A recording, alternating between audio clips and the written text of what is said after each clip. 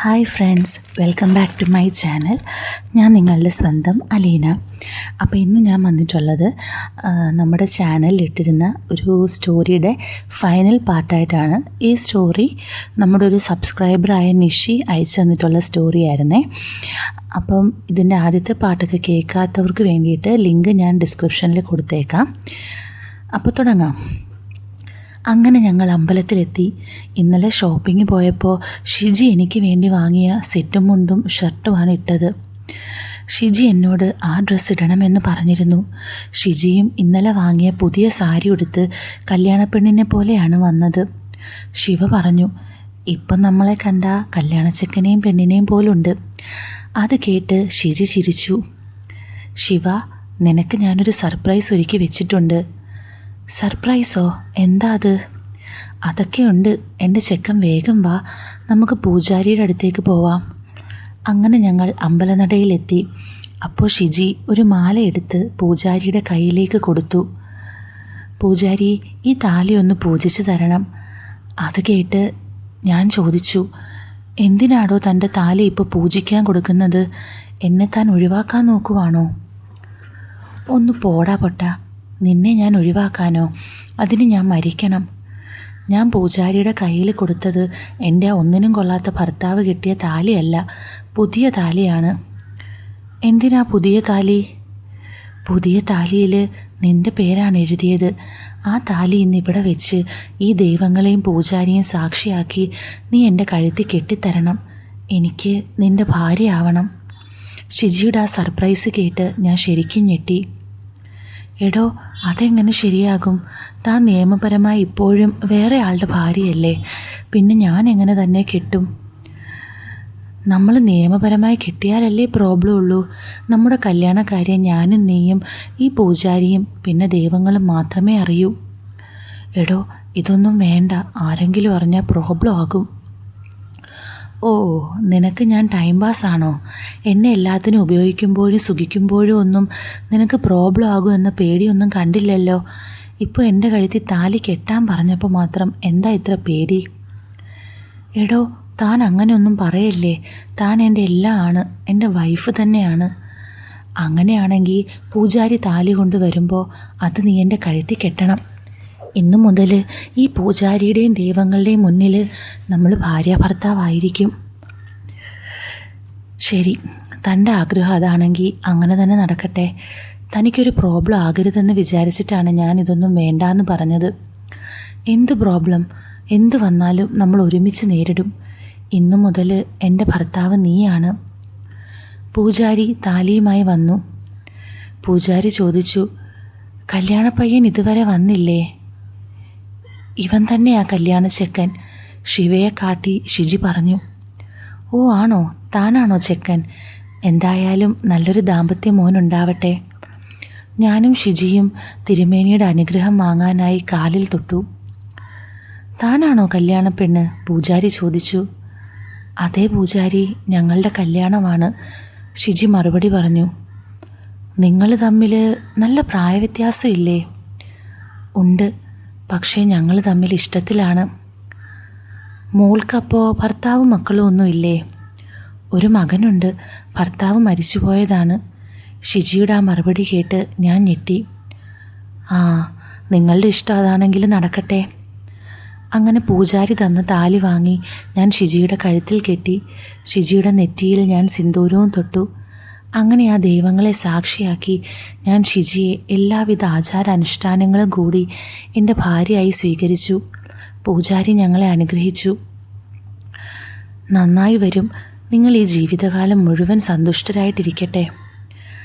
അമ്മയുടെ പ്രായമുള്ള ഇവരെ മോൻ്റെ ഭാര്യയായി സ്വീകരിക്കാൻ മോൻ കാണിച്ച മനസ്സിനെ ഞാൻ അഭിനന്ദിക്കുന്നു. അങ്ങനെ മാസങ്ങൾ കടന്നുപോയി. കല്യാണത്തിന് ശേഷം ഞങ്ങൾക്കൊന്നും ചെയ്യാൻ പറ്റിയില്ല. അതിൻ്റെ വിഷമം എന്നേക്കാൾ കൂടുതൽ ഷിജിക്കായിരുന്നു. അങ്ങനെ ഇരിക്കെയാണ് രോഹൻ ഒരു പെണ്ണുമായി ഇഷ്ടത്തിലാവുന്നത്. അങ്ങനെ രോഹന് അവൻ്റെ കാമുകിയെ കളിക്കാൻ പോകാൻ വേണ്ടി രാത്രി വീട്ടിൽ നിന്നും ആരും അറിയാതെ പുറത്തു പോകേണ്ട സാഹചര്യം വന്നെത്തി.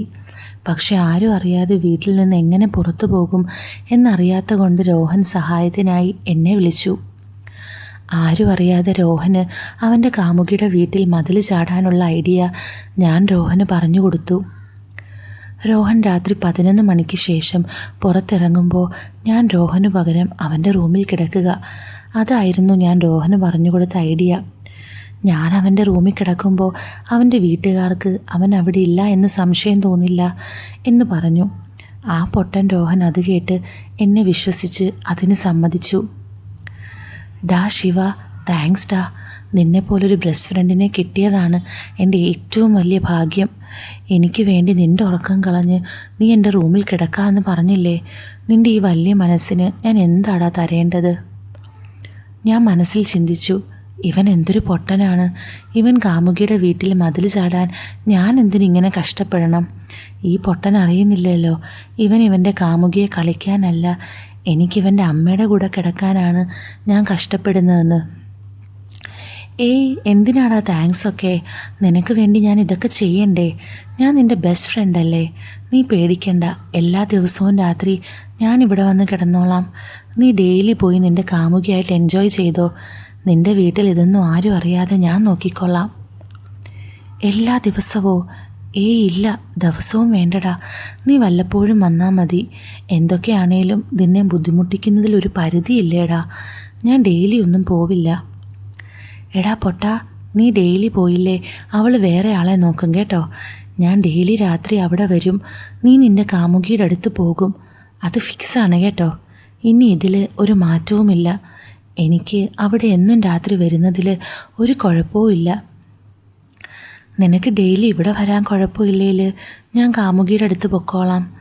അപ്പോൾ എല്ലാം പറഞ്ഞ പോലെ ഇന്നു മുതൽ രാത്രി നീ എൻ്റെ വീട്ടിലും ഞാൻ എൻ്റെ കാമുകിയുടെ വീട്ടിലും താമസിക്കും നമ്മൾ. ഞാൻ മനസ്സിൽ ചിന്തിച്ചു, എൻ്റെ ഷിജിയുമായിട്ടൊന്ന് കൂടാൻ വേണ്ടി അവസരം നോക്കി നടക്കുന്ന എനിക്ക് ഷിജിയുടെ പൊട്ടൻ മകൻ തന്നെ അവസരം ഒരുക്കി തന്നു. ഈവനിങ് ഞാൻ ഷിജിയെ വിളിച്ചു. ഞാൻ ഇന്ന് രാത്രി തൻ്റെ വീട്ടിൽ വരും. കുറേ ആയില്ലേ എൻ്റെ വൈഫിൻ്റെ കൂടെ കിടന്നിട്ട്. ഇന്ന് എനിക്ക് മുഴുവനായി തന്നെ വേണം. ഡാ, നീ അബദ്ധമൊന്നും കാണിക്കല്ലേ. രവി കുഴപ്പമില്ല, കാരണം രവി ഉറങ്ങിയാൽ പിന്നെ ഭൂകമ്പം ഉണ്ടായാൽ പോലും എണീക്കില്ല. പക്ഷേ രോഹൻ അങ്ങനെയല്ല. അവൻ ചെറിയ ശബ്ദം കേട്ടാൽ പോലും ഏതുറക്കത്തിലും എഴുന്നേക്കും. അവനിടെ ഇവിടെ ഉള്ളപ്പോൾ റിസ്ക്കാണ്. അത് വേണ്ട. എൻ്റെ മുത്തേ, താൻ പേടിക്കണ്ട.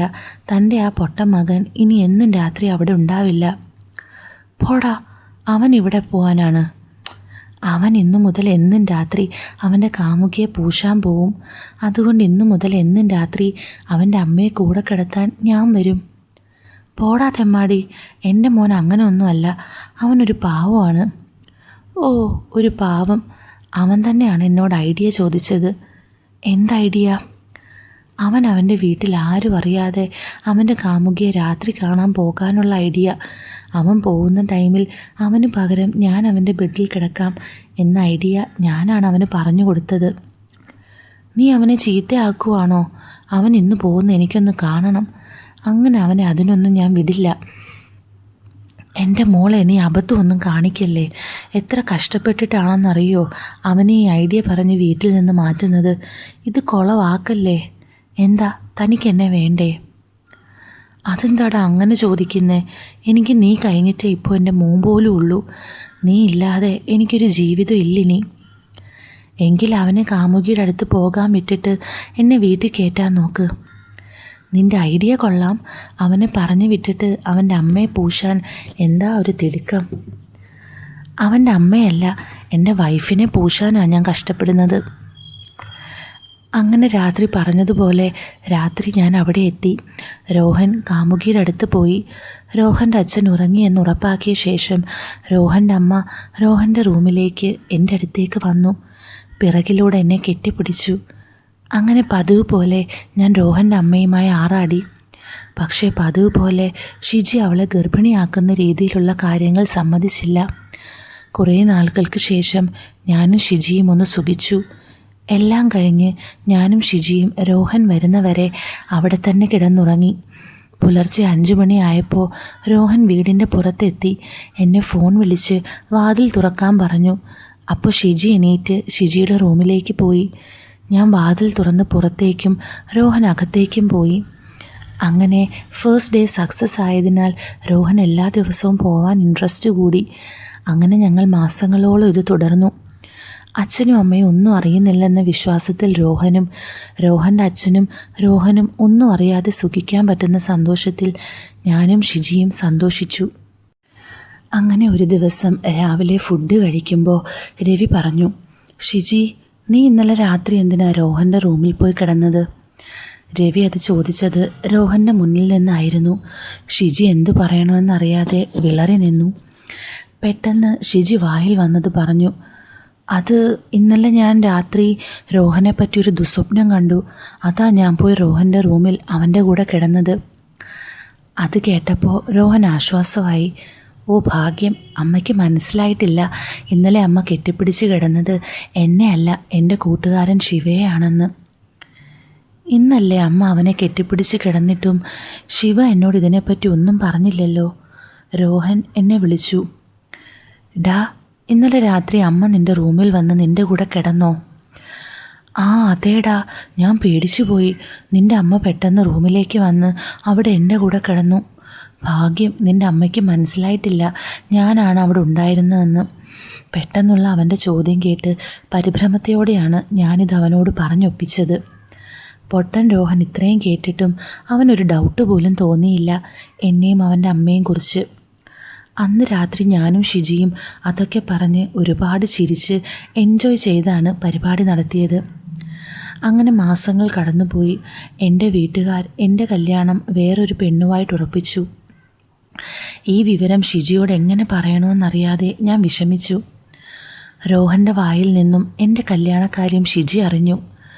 അന്ന് രാത്രി പതിവ് പോലെ ഞാൻ ഷിജിയെ കാണാൻ പോയപ്പോൾ ഷിജി എന്നോട് ദേഷ്യപ്പെട്ടു. ഡാ തെണ്ടി, നീ എന്നെ ചതിക്കുവാണല്ലേ? നിൻ്റെ കാര്യം കഴിഞ്ഞപ്പോൾ നീ എന്നെ ഉപേക്ഷിച്ച് വേറെ കല്യാണം കഴിക്കാൻ പോകുവാണല്ലേ? എന്നെ കളഞ്ഞിട്ട് വേറൊരുത്തിയെ കെട്ടി സുഖമായി ജീവിക്കാമെന്ന് മോൻ വിചാരിക്കണ്ട. ഇത് കണ്ടോ, നീ കെട്ടിയ താലിയാണ്. ഇപ്പോഴും എൻ്റെ കഴുത്തിൽ നീ കെട്ടിയ താലിയാണുള്ളത്. ഞാൻ കെട്ടിയ താലി പിടിച്ചുകൊണ്ടാണ് ഷിജി അത് പറഞ്ഞത്. എൻ്റെ ഷിജി, ഞാൻ അറിഞ്ഞിട്ടല്ല വീട്ടുകാരെൻ്റെ കല്യാണം തീരുമാനിച്ചത്. ഞാൻ അറിയാതെയാണ്. എൻ്റെ ഷിജി അല്ലാതെ എൻ്റെ ലൈഫിൽ വേറെ പെണ്ണുണ്ടാവില്ല. ഇതെൻ്റെ വാക്കാണ്. എന്നിട്ട് നീ എന്താ ഈ കല്യാണം മുടക്കാത്തത്? ഞാൻ ഒരുപാട് ശ്രമിച്ചു, പക്ഷെ എന്നെക്കൊണ്ട് കഴിഞ്ഞില്ല. എന്നാ നീ ആ പെണ്ണിൻ്റെ നമ്പർ എനിക്ക് താ, ഞാൻ മുടക്കിക്കോളാം നിൻ്റെ കല്യാണം. ഞാൻ ഷിജിക്ക് നമ്പർ കൊടുത്തു. എന്താ മുത്തേ നിൻ്റെ പ്ലാൻ? അതൊന്നും നീ അറിയണ്ട. എൻ്റെ കെട്ടിയോൻ വേണേൽ എന്നെ സ്വർഗം കാണിച്ചിട്ട് പോകാൻ നോക്ക്. നിൻ്റെ ലൈഫിൽ വേറൊരു പെണ്ണ് വരാൻ നിൻ്റെ ഈ വൈഫ് സമ്മതിക്കില്ല. അത് മാത്രം നീ അറിഞ്ഞാൽ മതി. ഞാൻ ഷിജി പറഞ്ഞതുപോലെ ചെയ്ത് എൻ്റെ വീട്ടിലേക്ക് പോയി. പിറ്റേന്ന് രാവിലെ ഷിജി എന്നെ വിളിച്ച് കോഫി ഷോപ്പിലേക്ക് വരാൻ പറഞ്ഞു. ഞാൻ ഷോപ്പിലെത്തി. ദാ അപ്പോൾ അവിടെ ഷിജിയുടെ കൂടെ ഞാൻ കെട്ടാൻ പോകുന്ന പെണ്ണും ഉണ്ടായിരുന്നു. സോനയായിരുന്നു അത്. ഹായ് ശിവ. ഹായ് സോന. എന്തിനാ എന്നോട് ഇവിടെ വരണമെന്ന് പുലർച്ചെ മെസ്സേജ് അയച്ചത്? ഈ ആൻറ്റി പറഞ്ഞു ആൻറ്റിക്ക് ശിവയെ അറിയാമെന്ന്. ആരാ ഈ ആൻറ്റി? എനിക്ക് കാര്യം മനസ്സിലായി. ഇന്നലെ ഷിജിയാണ് എൻ്റെ ഫോണിൽ നിന്ന് സോനയ്ക്ക് മെസ്സേജ് അയച്ചതെന്ന്. ഞാൻ പറഞ്ഞു, ആ അതെ സോന, ഞങ്ങൾ പരിചയക്കാരാണ്. എൻ്റെ കൂട്ടുകാരൻ്റെ അമ്മയാണ് ഷിജി. ഇത് കേട്ടപ്പോൾ ഷിജി ഇടപെട്ടു. അതെന്താടാ അങ്ങനെ പറയുന്നത്? ഞാൻ നിൻ്റെ കൂട്ടുകാരൻ്റെ അമ്മ മാത്രമാണോ? നിനക്ക് ഞാൻ ആരാണെന്ന് പറഞ്ഞു കൊടുക്ക്. ഷിജി സോനയുടെ മുന്നിൽ വെച്ച് അങ്ങനെ പറയും എന്ന് ഞാൻ ഒരിക്കലും വിചാരിച്ചില്ല. അത് പിന്നെ എന്താ ശിവ, ആരാ ഇത്? ഓ വേണ്ട ശിവ, നീ പറയണ്ട, ഞാൻ തന്നെ പറയാം. ഷിജി പറഞ്ഞു. മോളെ സോന, ഞാൻ ഇവൻ്റെ വൈഫാണ്. കഴിഞ്ഞ 1 വർഷത്തിലധികമായി ഞാനും ഇവനും ഇഷ്ടത്തിലാണ്. ഞങ്ങൾ എൻ്റെ മകൻ അറിയാതെ കുറേ കാലമായി സ്നേഹത്തിലായിട്ട്. ഇവനെ വേറെ ഒരു പെണ്ണിന് വിട്ടുകൊടുക്കാൻ ഞാൻ ആഗ്രഹിക്കുന്നില്ല. ഇവനും ഞാനല്ലാതെ വേറെ ഒരു പെണ്ണ് വേണ്ട എന്ന് തന്നെയാണ്. ആൻറ്റി, നിങ്ങൾക്ക് നാണമില്ലേ മകൻ്റെ കൂട്ടുകാരനുമായിട്ട് ഇങ്ങനെ പ്രേമിക്കാൻ? മോളെ, പ്രേമം മാത്രമല്ല ഞങ്ങൾ തമ്മിലുള്ളത്. ഇന്നലെ രാത്രി കൂടെ നിന്നെ കെട്ടാൻ പോകുന്ന ഇവൻ എൻ്റെ കൂടെയാ കിടന്നുറങ്ങിയത്. ഞങ്ങൾ എല്ലാ രീതിയിലും ഭാര്യ ഭർത്താക്കന്മാരെ പോലെയാ. അതുകൊണ്ട് മോൾ ഈ വിവാഹത്തിൽ നിന്ന് പിന്മാറണം. നിങ്ങൾക്ക് നാണമില്ലേ പെണ്ണുപിള്ളേ, മകൻ്റെ പ്രായമുള്ള ചെക്കനെ വശീകരിച്ച് നിങ്ങളുടെ കഴപ്പ് തീർക്കാൻ? അതും പോരാതെ ആ പയ്യൻ കല്യാണം കഴിക്കാൻ പോകുന്ന പെണ്ണിനോട് ഒരു ഉളുപ്പുമില്ലാതെ ഇതൊക്കെ തുറന്നു പറയാൻ. ഞാൻ എന്തിനു മടിക്കണം? ഞങ്ങൾ പരസ്പരം ഇഷ്ടത്തിലാണ്. അത് നിന്നോട് പറയാൻ ഞാൻ എന്തിനാ മടിക്കുന്നത്? അതിരിക്കട്ടെ, നിങ്ങളുടെ മകൻ അറിയുമോ നിങ്ങൾ അവൻ്റെ കൂട്ടുകാരൻ്റെ കൂടെ കുത്തിമറിയുന്നത്? ഇതൊക്കെ അറിഞ്ഞിട്ട് നിനക്ക് കാര്യമൊന്നും ഇല്ലല്ലോ മോളെ. നീ ഈ കല്യാണത്തിൽ നിന്നും പിന്മാറിയാൽ മതി. ശിവ, നിനക്ക് നാണമില്ലേ ഈ കിളവിയുടെ കൂടെ ഈ രീതിയിൽ ജീവിക്കാൻ? ശിവ പറഞ്ഞു, Sona, mind your words. She's my lover. എന്നാലും എന്നേക്കാൾ എന്തുണ്ടായിട്ടാണ് നീ ഇത്രയും വയസ്സുള്ള ലേഡീനെ ഇഷ്ടപ്പെടാൻ കാരണം? അതൊന്നും നീ അറിയണ്ട സോന. എനിക്ക് ഷിജിയെ ഇഷ്ടമാണ്. സോന കല്യാണത്തിൽ നിന്ന് പിന്മാറിയാൽ മതി. പക്ഷേ റീസൺ വേറെ എന്തെങ്കിലും പറഞ്ഞാൽ മതി. ഓ, അതൊക്കെ ഞാൻ തീരുമാനിച്ചോളാം. മോളെ സോന, നീ ഇത് കണ്ടോ? ശിവ കെട്ടിയ താലിയാണ് എൻ്റെ കഴുത്തിലുള്ളത്.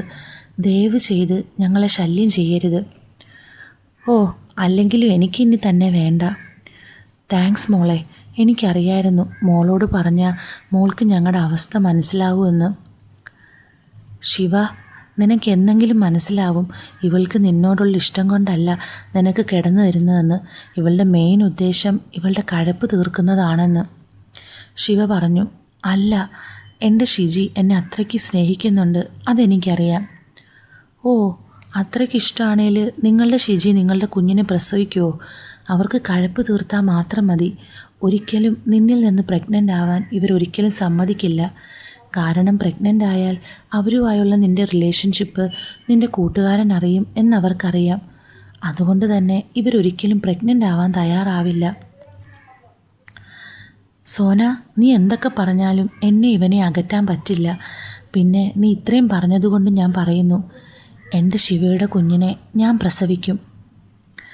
ശിവ, കേട്ടല്ലോ, ഞങ്ങൾക്ക് വേണമെന്ന് തോന്നുമ്പോൾ ഞങ്ങൾ കുഞ്ഞുങ്ങളെപ്പറ്റി ചിന്തിച്ചോളാം. അതും പറഞ്ഞ് ഞാനും ഷിജിയും അവിടെ നിന്ന് പോയി. പതിവ് പോലെ അന്ന് രാത്രിയും ഞങ്ങളെല്ലാം ആസ്വദിച്ചു. അന്നും പക്ഷേ ഷിജി പ്രഗ്നൻ്റ് ആകുന്ന രീതിയിലുള്ള പോലെ ഒരു സഹകരണം ഇല്ലായിരുന്നു. അങ്ങനെ എൻ്റെ കല്യാണം മുടങ്ങിയെന്ന സന്തോഷ വാർത്ത ഞാൻ ഷിജിയോട് പിറ്റേന്ന് രാത്രി തന്നെ പറഞ്ഞു. ഷിജി എന്നെ കെട്ടിപ്പിടിച്ച് അതിൻ്റെ സന്തോഷം പ്രകടിപ്പിച്ചു. അങ്ങനെ ഞാൻ കാര്യത്തിലേക്ക് കടക്കാൻ പോയപ്പോൾ ഷിജി എന്നെ തടഞ്ഞു. ഇന്ന് എൻ്റെ ജീവിതത്തിലെ ഏറ്റവും സന്തോഷമുള്ള ദിവസമാണ്.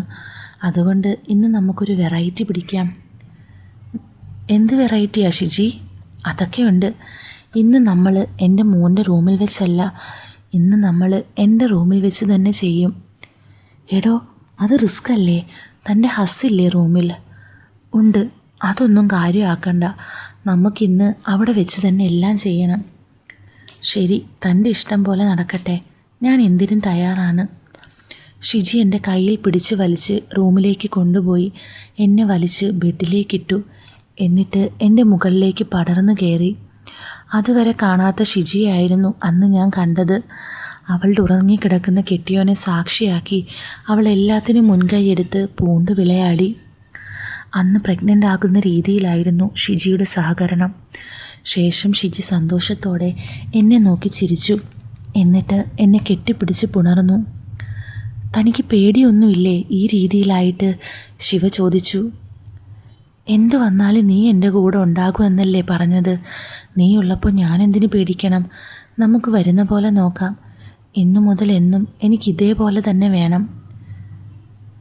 എന്ത്? താൻ എന്താ പറഞ്ഞത്? എന്നും നീ ഇങ്ങനെ വേണം ചെയ്യാനെന്ന്. ഇനിയും ലേറ്റാക്കുന്നത് എന്തിനാ? എന്നായാലും നമ്മൾ ഒന്നിച്ച് ജീവിക്കേണ്ടതല്ലേ? അപ്പോൾ നമ്മുടെ കുഞ്ഞിൻ്റെ കാര്യം വൈകിപ്പിക്കുന്നത് എന്തിനാ? ഷിജിയുടെ ആ മറുപടി കേട്ട് ഞാൻ ഞെട്ടി. എടോ, താൻ ശരിക്കും ആലോചിച്ചിട്ട് തന്നെയാണോ ഈ തീരുമാനം എടുത്തത്? തൻ്റെ മകനും ഭർത്താവും അറിഞ്ഞാൽ നമ്മൾ എന്ത് ചെയ്യും? ഞാൻ ശരിക്കും ആലോചിച്ചിട്ടാണ്. എനിക്ക് എൻ്റെ മകൻ്റെ ഈ കൂട്ടുകാരൻ്റെ കുഞ്ഞിനെ പ്രസവിക്കണം. എന്താ, നിൻ്റെ കൂട്ടുകാരൻ്റെ അമ്മ നിന്നിൽ നിന്ന് പ്രഗ്നൻ്റ് ആവുന്നത് നിനക്കിഷ്ടമല്ലേ? നിനക്ക് ഞാനൊരു ടൈം പാസ്സാണോ? അല്ല, എനിക്ക് തന്നെ ഒരുപാട് ഇഷ്ടമാണ്. എനിക്ക് ഒരുപാട് ഇഷ്ടമാണ് എൻ്റെ കൂട്ടുകാരൻ്റെ അമ്മ എൻ്റെ കുഞ്ഞിനെ പ്രസവിക്കുന്നത്. എന്നാൽ ഇനി മുതൽ എന്നെ പ്രഗ്നൻ്റ് ആക്കാൻ നോക്ക്. ബാക്കിയെല്ലാം നമുക്ക് വരുന്ന പോലെ നോക്കാം. പ്രഗ്നൻ്റ് ആയ ശേഷം ഡിവോഴ്സ് നോക്കാം. നമുക്ക് പിന്നെ ഞാൻ എന്നും നിൻ്റെ ആയിരിക്കും. അങ്ങനെ 3-4 മാസം ഞങ്ങളൊരു കുഞ്ഞിന് വേണ്ടി ശ്രമിച്ചു. 4 മാസത്തിന് ശേഷം ഒരു ദിവസം ഫോണിൽ ഷിജി പറഞ്ഞു, ഡാ എനിക്ക് നിന്നെ കാണണം. ആ രാത്രി വരാം. പോരാ, എനിക്കിപ്പോൾ കാണണം. ഞാൻ നിൻ്റെ വീട്ടിലേക്ക് വരാം. വീട്ടിലെത്തിയ ഷിജി എന്നെ കെട്ടിപ്പിടിച്ച് തുരുതുരാ ഉമ്മ വെച്ചു. എന്താ മോളെ ഇത്ര സന്തോഷം? ഡാ, നീ ഒരു അച്ഛനാവാൻ പോകുന്നു. താൻ സത്യമാണോ പറയുന്നത്? എനിക്ക് തോന്നുന്നു. ഞാൻ കിറ്റ് വെച്ച് ടെസ്റ്റ് ചെയ്തു, പോസിറ്റീവാണ്. എനിക്ക് സന്തോഷം കൊണ്ട് നോക്കാൻ വയ്യാത്ത അവസ്ഥയായി. നമുക്ക് നാളെ ഒരു ഗൈനക്കോളജിസ്റ്റിനെ കണ്ടുറപ്പിക്കണം. നാളെ നമ്മൾ 2 ആളും പോകുന്നു ഡോക്ടറെ കാണാൻ. Okay my love. അങ്ങനെ അടുത്ത ദിവസം ഡോക്ടറെ കണ്ട് ഡോക്ടർ ആ സന്തോഷ വാർത്ത എന്നോടും ഷിജിയോടും പറഞ്ഞു. അങ്ങനെ നമ്മുടെ ആഗ്രഹം യാഥാർത്ഥ്യമാകാൻ പോകുന്നു അല്ലേ? അതെ, അങ്ങനെ ഞാനൊരച്ഛനാവാൻ പോകുന്നു. എൻ്റെ പെണ്ണിന് ഞാൻ എന്താ തരേണ്ടത്? എനിക്കൊന്നും വേണ്ട. എത്രയും പെട്ടെന്ന് നിൻ്റെ കൂടെ വന്നാൽ മതി. എനിക്ക് നിൻ്റെ ഹസ്സിനോട് പറയുന്നില്ലേ? ഇന്ന് രാത്രി പറയാം. അടുത്ത ദിവസം, എടോ താൻ ഹസ്സിനോട് പറഞ്ഞോ നമ്മുടെ കാര്യം? ഇല്ലടാ, എനിക്ക് പേടിയാവുമെന്ന് പറയാൻ. ഒരു കാര്യം ചെയ്യ്, നീ വീട്ടിലേക്ക് വാ, നമുക്ക് ഒരുമിച്ച് പറയാൻ രവിയോട്. ഷിജിയുടെ വീട്ടിലെത്തി. എന്നെയും കൂട്ടി രവിയുടെ അടുത്ത് പോയി. ആ രവി, അല്ല ഇതാര്? ശിവയോ? നിന്നെ കാണാനേ ഇല്ലല്ലോ, രവി പറഞ്ഞു. ഷിജി പറഞ്ഞു, അവൻ ഇവിടൊക്കെ തന്നെയുണ്ട്. നിങ്ങൾ കാണാത്ത കൊണ്ടാണ്. ഞങ്ങൾക്ക് ഒരു കാര്യം പറയാനുണ്ട്. നീ ഇവിടെ ഇരിക്ക് ശിവ, എന്നിട്ട് പറ. എനിക്കൊന്നും പറയാനില്ല. പറയാനുള്ള പേടി കൊണ്ട് ഞാൻ ഇങ്ങനെ പറഞ്ഞൊപ്പിച്ചു. എന്താ ഷിജി പറ, രവി പറഞ്ഞു. ഷിജി വിക്കി വിക്കി പറഞ്ഞു, അത് രവിയേട്ടാ. എന്താ ഷിജി, എന്തു പറ്റി? എന്താണേലും പറ. രവിയേട്ടാ, ഞാൻ പ്രഗ്നൻ്റ് ആണ്, ഷിജി ഒറ്റ സ്വരത്തിൽ പറഞ്ഞൊപ്പിച്ചു. എന്ത്? ഷിജി നീ എന്താ പറഞ്ഞത്? അത് രവിയേട്ടാ, ഞാൻ പ്രഗ്നൻ്റ് ആണ്. അതെങ്ങനെ ഷിജി? അതിന് നമ്മളിപ്പോൾ കുറേ വർഷങ്ങളായി ഒന്നും ചെയ്യാറില്ലല്ലോ. അതെ, അത് നിങ്ങളുടെ കുട്ടിയല്ല. നീ എന്താ പറയുന്നേ? നിനക്ക് ബോധമുണ്ടോ? നിനക്ക് ഭ്രാന്താണോ? ഞാൻ വെറുതെ പറഞ്ഞതല്ല. ആരാടി പന്ന നായിൻ്റെ മോളെ ഇതിൻ്റെ ഉത്തരവാദി? അത് ഇവനാണ്, നമ്മുടെ മകൻ്റെ കൂട്ടുകാരൻ ശിവ. ഡാ തെണ്ടി, നീ എൻ്റെ വീട്ടിൽ കയറിയത് ഇതിനായിരുന്നല്ലേ? അതും നിൻ്റെ കൂട്ടുകാരൻ്റെ അമ്മയ്ക്ക് തന്നെ വയറ്റിലാക്കി അല്ലേടാ നായിൻ്റെ മോനെ. സോറി അങ്കിൾ, പറ്റിപ്പോയി. നിനക്ക് നാണമില്ലേടി മകൻ്റെ കൂട്ടുകാരൻ്റെ കുഞ്ഞിനെ വയറ്റിലാക്കാൻ? ഞങ്ങൾ പരസ്പരം ഇഷ്ടത്തിലാണ് രവിയേട്ടാ. ഞാൻ ശിവയുടെ കൂടെ ജീവിക്കാൻ ആഗ്രഹിക്കുന്നു. എനിക്ക് ഡിവോഴ്സ് വേണം. നിങ്ങളെ ഞാൻ ജീവിക്കാൻ അനുവദിക്കാം. 2നും ഞാൻ കാണിച്ചു തരാം. അതും പറഞ്ഞ് രവി വണ്ടിയെടുത്ത് പുറത്തേക്ക് പോയി. ഷിജി എൻ്റെ കൂടെ എൻ്റെ വീട്ടിലേക്ക് വന്നു. കുറച്ച് കഴിഞ്ഞ് ഷിജിക്ക് രോഹൻ്റെ കോള് വന്നു. ഷിജി പേടിച്ചിട്ട് ഫോൺ എടുത്തില്ല. കാരണം രവി രോഹനോട് പ്രഗ്നൻസി കാര്യം പറഞ്ഞിട്ടുണ്ടാകും എന്നുറപ്പായിരുന്നു. രോഹൻ ഒരുപാട് തവണ വിളിച്ചു. അവസാനം ഞാൻ ഷിജിയോട് ഫോൺ എടുക്കാൻ പറഞ്ഞു. എന്തു വന്നാലും നമുക്ക് നേരിടാം ഷിജി, ഇപ്പോൾ താൻ ഫോൺ എടുക്ക്. അവസാനം ഷിജി ഫോൺ എടുത്തു. അമ്മേ, മോനെ കരയല്ലേ? ഞാനൊരു കാര്യം പറഞ്ഞാൽ അമ്മ വിഷമിക്കരുത്. അമ്മ സ്ട്രോങ്ങായി നിൽക്കണം. ഷിജിക്ക് മനസ്സിലായി രവി രോഹനോട് ഷിജിയുടെ പ്രഗ്നൻസി കാര്യം പറഞ്ഞിട്ടില്ലെന്ന്. ഷിജി ആശ്വാസത്തോടെ ചോദിച്ചു, എന്താ മോനെ പറ. അത് അമ്മേ, അച്ഛൻ്റെ കാർ ആക്സിഡൻ്റായി. അച്ഛൻ ഇപ്പോൾ ഹോസ്പിറ്റലിലാണ്. അമ്മ വേഗം ഹോസ്പിറ്റലിൽ വാ. ഫോൺ വെച്ച ശേഷം ഷിജി പറഞ്ഞു, ഡാ ഭാഗ്യം, രോഹനൊന്നും അറിഞ്ഞിട്ടില്ല. രവി ആക്സിഡൻ്റായി ഹോസ്പിറ്റലിലാണ്. നമുക്ക് വേഗം ഹോസ്പിറ്റലിൽ പോകാം. ഇപ്പോൾ തൽക്കാലം പ്രഗ്നൻസി കാര്യം ആരോടും പറയണ്ട. ഹോസ്പിറ്റലിൽ എത്തിയപ്പോൾ രോഹൻ ഞങ്ങളോട് സങ്കടത്തോടെ രവിയുടെ മരണവാർത്ത പറഞ്ഞു. അങ്ങനെ രവിയുടെ മരണച്ചടങ്ങുകൾക്ക് ശേഷം ഷിജി എന്നോട് പറഞ്ഞു, ഡാ തൽക്കാലം എൻ്റെ കുഞ്ഞിൻ്റെ അച്ഛൻ നീയാണെന്ന് ആരോടും പറയണ്ട. രവി ഇല്ലാത്തതുകൊണ്ട് എൻ്റെ കുഞ്ഞിൻ്റെ അച്ഛൻ രവിയല്ല എന്ന് ആരും അറിയില്ല. രോഹൻ്റെ മുന്നിൽ നമ്മുടെ കുഞ്ഞിൻ്റെ അച്ഛൻ രവിയാണെന്ന് തന്നെ ഇരിക്കട്ടെ. നാട്ടുകാരുടെ മുന്നിലും രവി തന്നെ അച്ഛനായിരിക്കട്ടെ. ഇപ്പോൾ ഇത് പുറത്തറിഞ്ഞാൽ നമ്മൾ രണ്ടാൾക്കും പ്രോബ്ലം ആകും. ഞാൻ ഷിജി പറഞ്ഞത് സമ്മതിച്ചു. രോഹനോട് ഷിജി പ്രഗ്നൻ്റ് ആണെന്ന് പറഞ്ഞു. അവന് സന്തോഷമായി. അച്ഛൻ പോയപ്പോൾ അച്ഛൻ്റെ ജീവൻ്റെ തുടിപ്പ് അമ്മയുടെ വയറ്റിൽ വിട്ടിട്ടാണ് പോയത് എന്ന് രോഹൻ വിശ്വസിച്ചു. അങ്ങനെ 6 മാസത്തിന് ശേഷം രോഹൻ US പോയി. അവൻ പോകുമ്പോൾ അവൻ്റെ അമ്മയെ എന്നെ ഏൽപ്പിച്ച് നന്നായി നോക്കണം എന്ന് പറഞ്ഞു. നിൻ്റെ അമ്മയെ ഞാൻ പൊന്നുപോലെ നോക്കും എന്ന് വാക്ക് കൊടുത്തു അവൻ. ഇപ്പോൾ കുഞ്ഞ് ജനിച്ച് 6 മാസമായി. ഞാൻ തന്നെ കുഞ്ഞിന് പേര് വിട്ടു. കുഞ്ഞിനെ ഷിജി അച്ഛനെന്ന് എന്നെ തന്നെ ചൂണ്ടിക്കാണിച്ച് പറഞ്ഞു പഠിപ്പിച്ചു. ഇപ്പോൾ കുഞ്ഞ് അച്ഛൻ എന്ന് വിളിക്കുന്നത് എന്നെയാണ്. പിന്നെ ലീഗലി കുഞ്ഞിൻ്റെ അച്ഛൻ്റെ പേര് കൊടുത്തതും എൻ്റെ പേര് തന്നെയാണ്. രോഹൻ ഇല്ലാത്ത കൊണ്ട് കുഞ്ഞ് എൻ്റെ ആയി തന്നെ വളർന്നു. ഇപ്പോൾ കുട്ടിക്ക് 2 വയസ്സായി. ഷിജി അടുത്ത കുട്ടിയെ പ്രഗ്നൻ്റായി. നാട്ടിലെല്ലാവരും ഞങ്ങളുടെ റിലേഷൻഷിപ്പ് എല്ലാം അറിഞ്ഞു. ഇപ്പോൾ വേറെ ഒരു വഴിയില്ലാത്ത കൊണ്ട് എൻ്റെ വീട്ടുകാരും ഷിജിയെ എൻ്റെ വൈഫായി സ്വീകരിച്ചു. ഒരു ദിവസം സർപ്രൈസായിട്ട് രോഹൻ നാട്ടിലേക്ക് വന്നു. അപ്പോൾ രോഹൻ കണ്ടത് അവൻ്റെ അമ്മയുടെ കുഞ്ഞ് എന്നെ അച്ഛാ എന്ന് വിളിക്കുന്നതാണ്. രോഹൻ ഷിജിയോട് ചോദിച്ചു, എന്തിനാ അവൻ്റെ അനുജൻ എന്നെ അച്ഛൻ എന്ന് വിളിക്കുന്നതെന്ന്. നിൻ്റെ അച്ഛൻ മരിച്ചോണ്ട് ഇപ്പം നിൻ്റെ കൂട്ടുകാരനാണ് അച്ഛൻ എന്ന് കരുതി വിളിക്കുന്നതാണ്. രോഹൻ ദേഷ്യത്തോടെ അതൊക്കെ നിർത്തണം, ഇനി അങ്ങനെ വിളിക്കരുതെന്ന് പറഞ്ഞു. അതൊന്നും നടക്കില്ല മോനെ. ഇനി എന്നും എൻ്റെ മോനു നിൻ്റെ ഈ കൂട്ടുകാരനായിരിക്കും അച്ഛൻ. നിനക്ക് നിൻ്റെ ഈ കൂട്ടുകാരൻ രണ്ടാനച്ഛനാണ്. ഇപ്പോൾ ഞാനും ശിവയും ഭാര്യ ഭർത്താവാണ്. ശിവ കെട്ടിയ താലിയാണ് ഇപ്പോൾ എൻ്റെ കഴുത്തിലുള്ളത്.